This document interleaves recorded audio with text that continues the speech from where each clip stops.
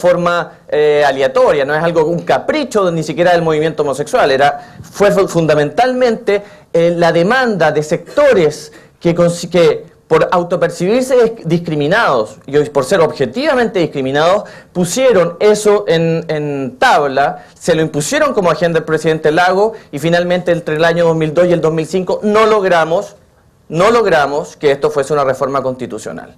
¿Por qué no lo logramos? Por la obstaculización de los partidos políticos.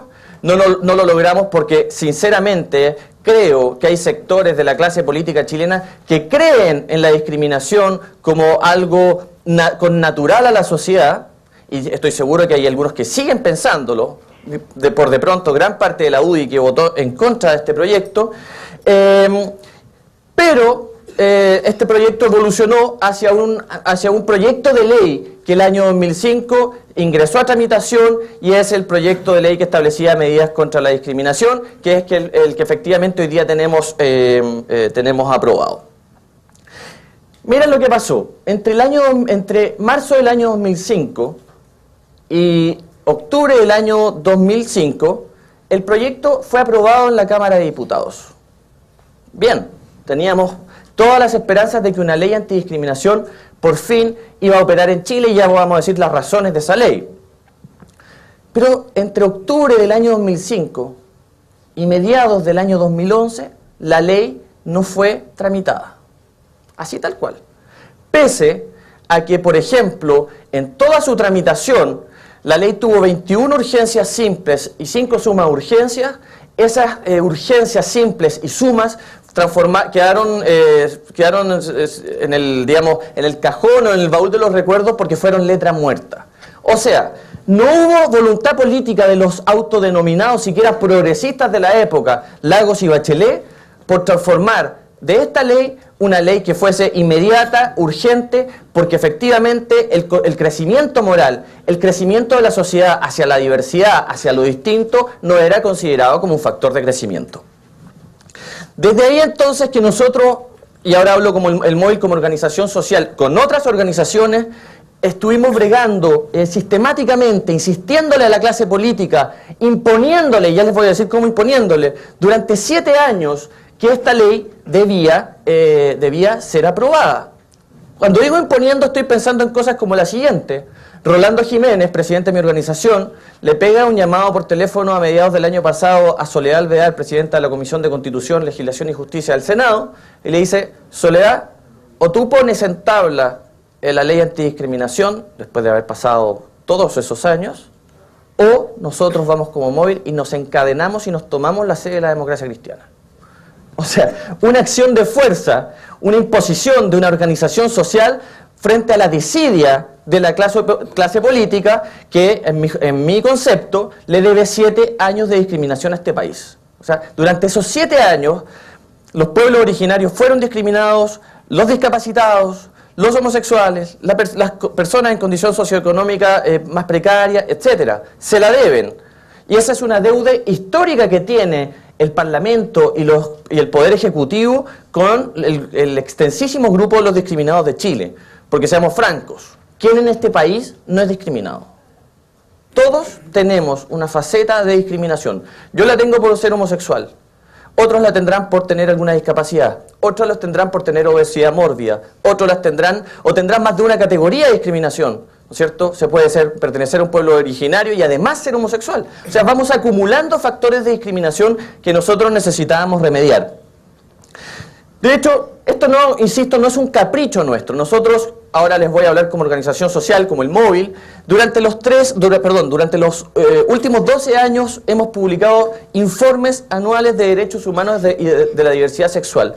Eso quiere decir que nosotros hemos registrado la mayor parte de las denuncias que se han hecho tanto en nuestra organización como en otras, y por supuesto en la justicia, en relación a la vulneración de nuestros derechos como ciudadanos. Y las cifras que aparecen en cada uno de estos informes, especialmente en el del año 2011, son impresionantes. Y son inaceptables también. Estamos hablando de abusos en el trabajo, ¿no es cierto? De personas, en nuestro caso, de personas despedidas por el solo hecho de tener una orientación sexual distinta. Estamos hablando de acoso escolar de profesores hacia estudiantes, o bien de acoso de profesores hacia familias homoparentales que tienen a sus hijos en determinados colegios. Estamos hablando de golpizas, ¿no es cierto? El caso de Daniel Zamudio es lo más, digamos, paradigmático del último tiempo. Pero Danieles Zamudios han habido muchos en el último tiempo. Lo que pasa es que en el estadio sociocultural en el que se encuentra el país hoy día, el caso de Daniel Zamudio produjo una remoción y creemos que, en parte, es porque hemos logrado instalar un discurso de no discriminación que durante los últimos 20 años, que en estos últimos 5 ha cuajado. Sin embargo, nosotros no trabajamos solos. Este proyecto y toda nuestra lucha por este proyecto la trabajamos con la Asociación de Familiares de Pacientes Psiquiátricos, con la Federación Chilena de Diversidad Sexual, con Amnistía Internacional, con la agrupación Diego Medellín, que es un centro ecuménico, con el Mapuche Times, con la Asociación Chilena de ONGs, etc. ¿Por qué? Porque nosotros no queríamos secuestrar la causa para la diversidad sexual, pese a que ser un sector históricamente discriminado. Pero si nos vimos tanto en la televisión hablando de esto, fue precisamente porque como organismo de la sociedad civil generamos o pudimos instalar el discurso desde la potencia que habíamos adquirido en 20 años, desde la voz que nosotros fuimos desarrollando y fundamentalmente nuestros líderes. Razones entonces para decirles la necesidad de una ley antidiscriminación creo que sobran. Sobran si consideramos los miles de casos de discriminación que en Chile se viven por las más diversas razones y por las más diversas categorías, como ya les voy a decir. Yo creo que lo más interesante, y para que ustedes lo sepan, son los contraargumentos, ¿no es cierto? Y creo que a nivel de íconos, el nivel de contraargumentación de la diputada Marta Isasi, en mayo, a la hora de pedir la palabra para defender su postura respecto de la ley antidiscriminación, es más que elocuente. La diputada Marta Isasi estaba inscrita en tabla para hablar, para hacer valer su opinión al momento de votar la ley, que fue aprobada en esa Cámara de Diputados. Y fue así. Señor presidente, pido la palabra. Bueno, diputada Isasi, pido la palabra y quiero decir que estoy en contra de la ley antidiscriminación porque soy católica. Gracias, señor presidente. A mí me parece que lo mínimo que podría regalarle a la diputada Isasi es una estampita de la Virgen, porque si nosotros queremos avanzar hacia un Estado laico, ese tipo de argumentaciones, que además no tiene fundamentación alguna, porque un enunciado declarativo de lo que yo soy no es una argumentación, no merece estar representado en el Parlamento. Digo que es el caso más emblemático porque hay muchas Martas Isasis en el Congreso que dicen esta ley iba a abrir la puerta al matrimonio homosexual. Ese era el gran temor de esta ley. Entonces, y perdonen la palabra que voy a usar, les daba que en Chile hubiese un sector discriminado o muchos sectores discriminados por raza, por etnia, por orientación sexual, por política, etcétera, porque dentro de la ley estaban incorporadas las categorías de orientación sexual e identidad de género. Y eso para ellos era inaceptable como católicos, porque aquí se iba a producir la vorágine y la explosión del mundo ideológico y del universo católico en el que nos habíamos criado, y por supuesto se iba a destruir la civilización. Eso es lo que hay detrás de la argumentación de Marta Isasi, ¿no es cierto? El derrumbe de la civilización. La fisura de la establishment, la fisura de la sociedad como la conocemos y la introducción de cuñas que podrían ser nocivas. Y eso lo hicieron ver, entre otros, Felipe Ward, presidente de la bancada UDI, que dijo que este no era un proyecto en ningún caso urgente. Habían pasado 10 años de una ley que estaba tramitándose, y para Felipe Ward, diputado UDI, este no era una ley que era urgente. Era simplemente hacerse eco del lobby homosexual. Si ustedes supieran el poder del lobby homosexual en relación al del lobby católico, se matarían de la risa. Fundamentalmente el lobby homosexual en Chile durante 19 o 20 años se llamaba Rolando Jiménez. En el Congreso, a Rolando Jiménez, presidente del Móvil, se le conoce como el senador Jiménez. Y eso es por algo. El lobby católico y el lobby evangélico fueron brutales. El lobby católico representado además por la red de acción, ¿cómo se llama? La red de Jorge Reyes. La red de acción por la familia o algo por el estilo. La red, son los denominados pro vida. Los Provida hicieron un lobby intensísimo en todos los niveles para que esta ley no fuese realidad. Les importa, insisto, un carajo, que hubiesen un montón de categorías de discriminación porque simplemente estaban instaladas dentro de este contexto la orientación sexual y la identidad de género. ¿Qué se entiende por discriminación arbitraria de acuerdo a nuestra ley actual, a la que se aprobó y que está a punto de ser promulgada? Toda distinción, exclusión o restricción que carezca de justificación razonable efectuada por agentes del Estado particulares y que cause privación, perturbación, amenaza en el ejercicio legítimo de los derechos fundamentales establecidos en la Constitución Política de la República o en los tratados internacionales sobre derechos humanos. Por favor, les pido que retengan esta última frase, tratados internacionales sobre derechos humanos, porque es muy relevante para nuestra causa. Porque una de las ideas fuerzas que el mundo de la diversidad sexual y el mundo de los discriminados en general tiene que enarbolar es que sus causas le pertenecen al mundo de los derechos humanos. Y eso es muy relevante.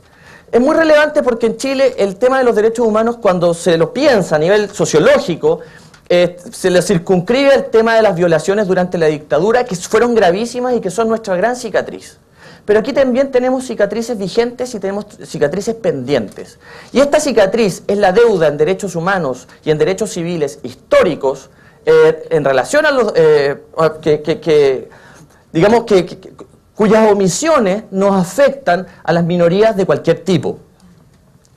¿Qué categorías consigna la ley? Las que ahí se describen: raza o etnia, nacionalidad, situación socioeconómica, idioma, ideología u opinión política, religión o creencia, sindicación o participación en organizaciones gremiales, sexo, en rojo, orientación sexual o identidad de género, categorías que algunos parlamentarios quisieron retirar de la ley antidiscriminación.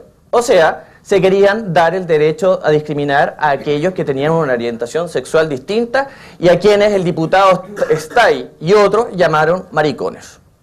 Así fue. De hecho, el embajador de Inglaterra, John Benjamin, dijo por Twitter en el último discurso del 21 de mayo que un diputado de la República, que yo hoy día sé quién es y no sé si comete una infidencia al decirlo, un diputado que empieza con C y termina con Ardemil, le dijo, ¿por qué tú tenés tan buena onda con estos maricones? O algo por el estilo. Todo porque un par de días antes, el Día del Orgullo Gay, el embajador John Benjamin hizo flamear la bandera gay desde la Embajada de Inglaterra o del Reino Unido, cosa que a nosotros nos pareció un gesto interesantísimo. Tanto que la bandera era nuestra, del móvil, y se la tuvimos que dejar a la embajada. Esas son las categorías que establece la ley antidiscriminación. Voy a hacer un pequeño resumen sobre la importancia de la ley, que a nosotros nos parece una buena ley, con deficiencias, pero una buena ley, y las falencias que tiene esta ley. A nivel simbólico, y esto es lo más importante y es lo que le preocupaba a Marta Isasi, ¿no es cierto?, que se fuese a derrumbar el sistema cultural tal cual está establecido y la civilización judeo-cristiana occidental, porque esta ley tenía un poder omnímodo sobre la transformación de las conciencias. A nivel simbólico se introduce una cuña dentro del sistema, dentro del establishment, que dice, efectivamente no es posible discriminar, pero aquí está el tema de los derechos humanos. Se establece el tema de los derechos humanos como algo sustancial al momento de pensar en las reivindicaciones de la minoría y, por lo tanto, en el paso de ciudadanías de segunda clase a ciudadanías de primera clase. Eso para nosotros es fundamental. Simbólicamente, que el Estado ahora se comprometa con los discriminados, simbólicamente que el Estado se comprometa con los discriminados nos parece un cambio exponencial respecto al sistema tal cual estaba concebido. Y eso para nosotros es importantísimo. A nivel judicial se establece una acción contra la discriminación arbitraria, que es un recurso judicial que se pone en los juzgados de letra, destinado a, por supuesto, a investigar y a sancionar a aquellos que discriminan, sean empleadores, sean profesores, sean sacerdotes, sean de la categoría que sean. Esa es una acción que puede poner la persona que se siente discriminada y cuya carga de la prueba reside en el que ha sido acusado de discriminación. Por lo tanto, él es el que tiene que probar que no ha discriminado y no la víctima, cosa que nos parece bastante positiva. Fallado a favor el recurso, el discriminador tiene que restablecer el imperio del derecho, por lo tanto devolverle su trabajo a la persona que ha sido despedida y además pagar una multa en beneficio fiscal que a nosotros nos parece muy relevante, pese a que hubiésemos querido, además de la multa, una indemnización para el discriminado.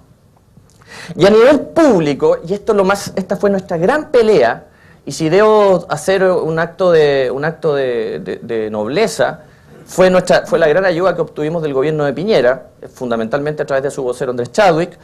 Pudimos establecer políticas públicas obligatorias para cada uno de los órganos del Estado, fundamentalmente en términos de prevención.